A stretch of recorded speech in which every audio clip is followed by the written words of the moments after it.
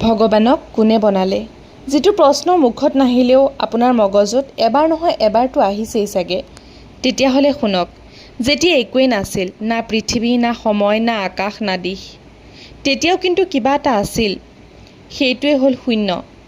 সেই শূন্যৰ পৰাই আৱিৰ্ভাৱ হ'ল এটুকুৰা জ্বালাপিণ্ডৰ, যাৰ কোনো আদি বা অন্ত নাছিল। তাৰ পৰাই উৎপত্তি হৈছিল মহাদেৱৰ। শিৱক কোনেও বনোৱা নাই, তেওঁ নিজেই ভূ। শূন্যৰ পৰা আৰম্ভ এটুকুৰা চেতনা। সেই চেতনাৰ পৰাই উৎপত্তি হ'ল শ্ৰী বিষ্ণুৰ, যোনে সংসাৰক পালন কৰিছিল, আৰু ব্ৰহ্মা, যোনে সংসাৰক সৃজন কৰে। তেতিয়াৰ পৰাই সৃষ্টিৰ এই চক্ৰ আৰম্ভ হ'ল। কিন্তু সেই সৃষ্টি বেছিদিন নচলিলে, কিয়নো তাত ধৰ্মৰ অৱসান ঘটিছিল। অহংকাৰে শিখৰ চুইছিলে। মানুহে ভগৱানৰ সলনি নিজক পুজিবলৈ আৰম্ভ কৰিছিল। মাৰ আঁচলখনত সংকটত পৰিছিল। গুৰুৰ হত্যা হৈছিল। তেতিয়া পৃথিৱীয়ে চিঞৰিলে, হে মহাকাল, অন্ত পেলোৱা এই সকলোবোৰ। শিৱই সমাধি এৰি দিলে। ত্ৰিনেত্ৰ খুলিলে। আৰম্ভ হ'ল প্ৰলয় তাণ্ডৱ।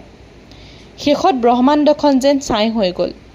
সকলো শেষ হৈ গ'ল, দেৱতা, দানৱ, গ্ৰহ, নক্ষত্ৰ। কিন্তু এটা বস্তু বাচি থাকিল, মহাদেৱ।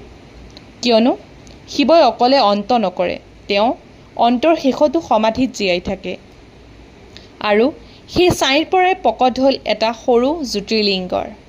পাছত আকৌ শিৱ, আকৌ ব্ৰহ্মাণ্ড, আকৌ সেই জ্যোতিৰ্লিংগ। চলি থাকিল এই ধাৰা। আপোনাক যদি আকৌ কোনোবাই সোধে, হাঁহি এটা মাৰি উত্তৰ দিব, যাক বনাব পাৰি তেওঁ ভগৱান নহয়। যি সকলো অন্তৰ পিছতো আৰম্ভ হয়, তেওঁৱেই হ'ল মহাদেৱ।